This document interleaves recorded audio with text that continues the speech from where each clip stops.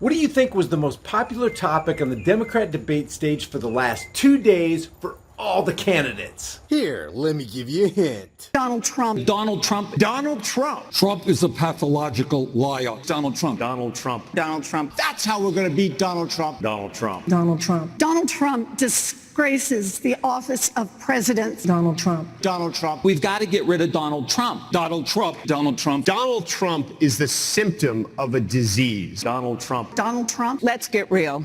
Tonight we debate, but ultimately we have to beat Donald Trump. By the president's racist rhetoric. The president's racist rhetoric. I'm not scared of this president. I mean, this is a guy who was working on season 7 of Celebrity Apprentice when I was driving armored vehicles outside the wire in Afghanistan. I'm not afraid to take him on. The question is, how do we take him on in a way that doesn't just empower him?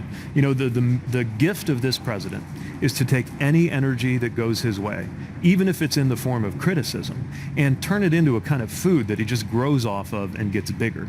That's the code that we've got to crack. And I think the way to do it is to name and confront everything that he does wrong, but then immediately go back to talking about the impact that we will have on voters' lives.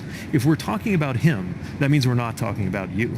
If we're talking about your everyday life, that's what gives different voters a stake in this election, and also, by the way, unifies voters who have been divided by this White House's masterful practice of white identity politics.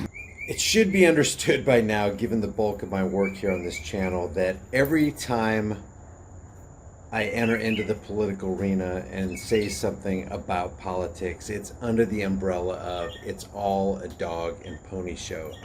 One of my favorite quotes comes from Daniel Webster. He said, "Good intentions will always be pleaded for every assumption of authority." It's hardly too strong to say that the Constitution was made to guard the people against the dangers of good intentions. There are men in all ages who mean to govern well, but they mean to govern. They promise to be good masters, but they mean to be your masters. Everybody on that Democrat stage or anybody on a Republican stage wants the ring of power. And if we've learned anything in this life, it's that nobody has the legitimate right to control you. Only you have the right to control you.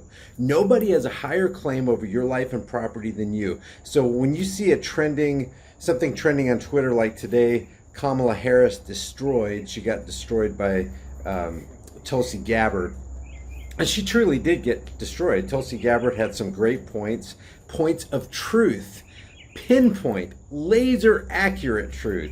Senator Harris says she's proud of her record as a prosecutor and that she'll be a prosecutor president, but I'm deeply concerned about this record. There are too many examples to cite, but she put over 1,500 people in jail for marijuana violations and then laughed about it when she was asked if she ever smoked marijuana. She blocked evidence. She blocked evidence that would have freed an innocent man from death row until the courts forced her to do so. She kept people in prison beyond their sentences to use them as cheap labor for the state of California. And she fought to keep cash bail system in place that impacts poor people in the worst kind of way. Have you ever smoked? I have. Okay. Like and I inhale. I did inhale. Okay. It was a long time ago. Kamala Harris, when she was working as a DA and a prosecutor in the state of California, she caged black people for nothing, not for committing a crime, because remember, when you break the law of a politician, you haven't committed a crime. If there's no victim, there's no crime. You have not committed a crime if you've not left a victim. So if you just have a bag of weed, you are not a criminal. Now, they may view you as a criminal, but just because somebody views you as a criminal doesn't really make you a criminal. The problem is, it's dangerous to be right when the government is so wrong, because they will come in and they will throw you into a cage because they perceive that you are a criminal because you did break the laws of politicians. But regardless, Kamala Harris caged black people, and yet she claims to be the champion for the cause of black people. It's completely hypocritical. But what politician isn't a hypocrite? You got Bernie Sanders up here calling Trump a pathological liar. Trump is a pathological liar. Okay, He's a politician. What politician isn't a pathological liar? That's like getting up there and going, I want to tell you right now, water is wet. Everybody's looking around and like, no duh. Yeah, water is wet. When you say a politician is a liar, everybody should look around and go, yeah, I know. So the thing that amazes me is not so much that we have politicians who want to rule us. What amazes me is that people tune into this crap and they applaud these politicians who are all pathological liars. Now, some may look better than others. Like, to me, Tulsi Gabbard and maybe Andrew Yang look better than the others. They look more sane. They look more intelligent. They look like they have their act together. But that does not eradicate the truth that politics is a dog and pony three-ring circus. Because you can have a puppet change the hand. You could have a Tulsi Gabbard as president, or a Barack Obama as president, or a Joe Biden as president, or a Donald Trump as president. But when you change that puppet, it's the same hand of the Federal Reserve, the people who control the IRS, the international banking cartel. They are still in control. So everything you see on the stage, every candidate you see, every issue that you hear, it's all a smokescreen issue to hide the fact that you and I are slaves. We're not the land of the free and home of the brave. We're the land of the fee and home of the slave. And don't forget that. And your masters are the ones who own that Federal Reserve note. You're using their money. As Amschel Rothschild said, give me control over a nation's money, and I care not who makes its laws. I don't care who's in Congress. I don't care who's in the House. I don't care who's in the Senate. I don't care who's in the seat at 1600 Pennsylvania Avenue, sitting there in the Oval Office with that executive pen making executive orders. I don't care who the judges are in the judiciary. It doesn't matter to me. Give me control over a nation's money, and I don't give a damn who makes the laws. Put anybody you want on that debate stage. I don't give a damn, because I own the money. I don't care who makes the laws. I don't care about the 535 members of Congress. I don't care what laws they write. It doesn't affect me. I am the international banker. I am the puppet master, and I'm in control. And if these people on the debate stage don't know who's in control yet, they soon will when they enter office. What is the proper relationship, what should be the proper relationship between a chairman of the Fed and a president of the United States?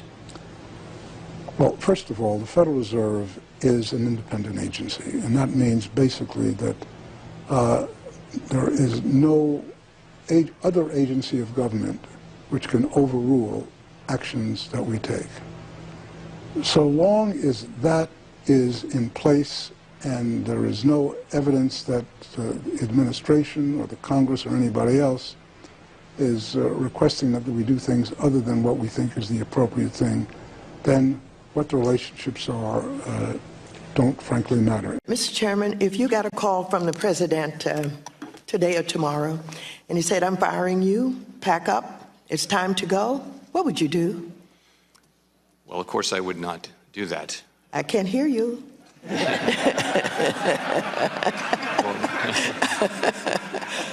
My answer would be no.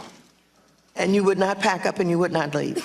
No, ma'am. Because it's not an election process, it's a selection process. The deck is stacked against us, guys, and until we deal with the issue of our monetary system and who controls it, and hang the bankers, try them and for treason against America, and hang them, and for ripping off the rest of the world, unless we deal with that issue, we're not dealing with any issue at all.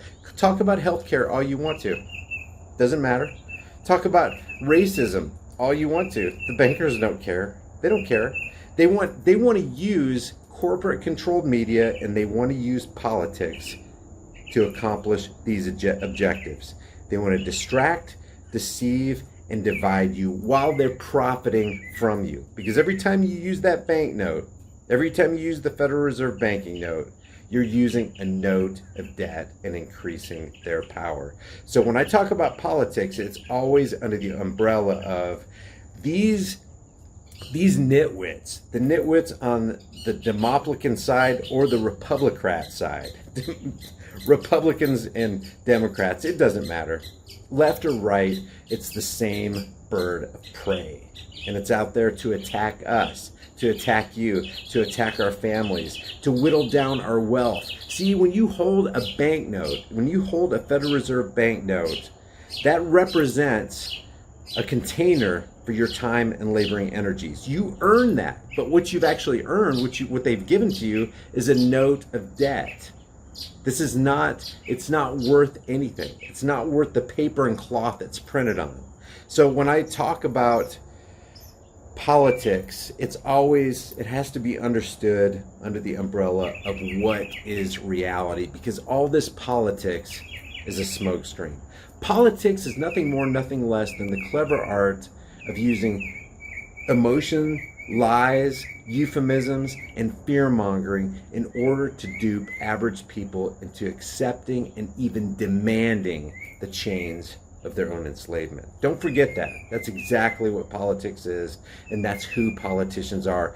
They are all pathological liars, and they will not work for you if they become president, and they do not work for you when they're senators, and they do not work for you as congressmen. They're working for themselves. This is a Title 28, Section 3002 corporate entity. It's a corporation. The federal government is a federal corporation. So those 535 and that president of the United States, they are all working for the corporation. They are not working for you. So that's my rant for this morning. I probably will do a couple more political videos today, and I do political videos on this channel and do other things on this channel, but when I talk about politics, you have to understand I'm not condoning politics. I'll make fun of it. I'll point out the truths that are spoken within politics, because remember, they will use the skin of the truth, but you peel it back and all you have is a humongous lie, guys. The illusion that we're all part of it's immense. It is immense. So I don't take sides in politics. And the reason I don't take sides in politics is because I would have to take the side of liars. And I'm not going to take the side of liars. These people lie. And then there's cognitive dissonance. Okay, don't get me started on cognitive dissonance. People holding two conflicting ideas in their minds at the same time. They see that Trump is a liar, but they still defend him. They see the Bernie boys, the Bernie bros. They see Bernie's a liar. Some of them, maybe they're so deep in their cognitive dissonance that they force themselves not to see it. But you can clearly see Bernie Sanders is a liar, Kamala Harris is a liar, Joe Biden's a liar, Obama was a liar, Reagan was a liar, and they're enacting all these laws that put more controls on the rest of us. You guys have to understand this. You have to wake up. Politics works against you. There's no way, unless you had government, that you could have a society that's $22 trillion in debt. There's no way. And think about the insanity of that. People still participate in the political dog and pony show after they see decades and decades, centuries in the past, politicians and politics completely working against the people. They're the ones that get us into debt. They're the ones that cause the boom and bust cycles. They're the ones that drag our sons and daughters off into war. They're the ones that increase and beef up the military-industrial complex. They're the ones that tax us through the IRS, the domestic terror cell known as the Internal Revenue Service. These people are against you. They're not for you. And for us to sit down in the audience and applaud for a Bernie Sanders or a Kamala Harris or an Andrew Yang or a Tulsi Gabbard or an Elizabeth Pocahontas Warren shows more that we're insane. Maybe we're more insane than they are, because we're the ones consenting to and begging for the chains of our own enslavement. Oh, please, can you imagine? Please, Elizabeth Warren, save us. Be the leader of the free world. It's insanity. It's straitjacket time. It's straitjacket and padded cell time for us if we consent to any of these psychopathic parasites. Anyway, if you guys enjoy these videos, subscribe to the channel, hit the bell notification icon, give it a thumbs up, share it with everybody you know. And my son and I collaborated on this video right here on my son's channel. His name is Isaiah Young, and I'll leave that link in the description below for you. Please visit his channel. Check out. It was really fun doing this video, and I think you guys are getting a real kick out of it. If you do visit his channel, tell him High Impact Flicks sent you, and he'll be stoked about that. I'll see you guys in the next heavily censored shadow ban video. If you guys enjoy these videos, be sure to subscribe to the channel, hit the bell notification icon, give it a thumbs up, and share it with everybody you know. Also, check out over 100 hard-hitting designs in the shirt store, and if you want to support more content, hit me up on Patreon or PayPal. All those links will be in the description and in the pinned comment. I'll see you guys in the next heavily censored shadow ban video.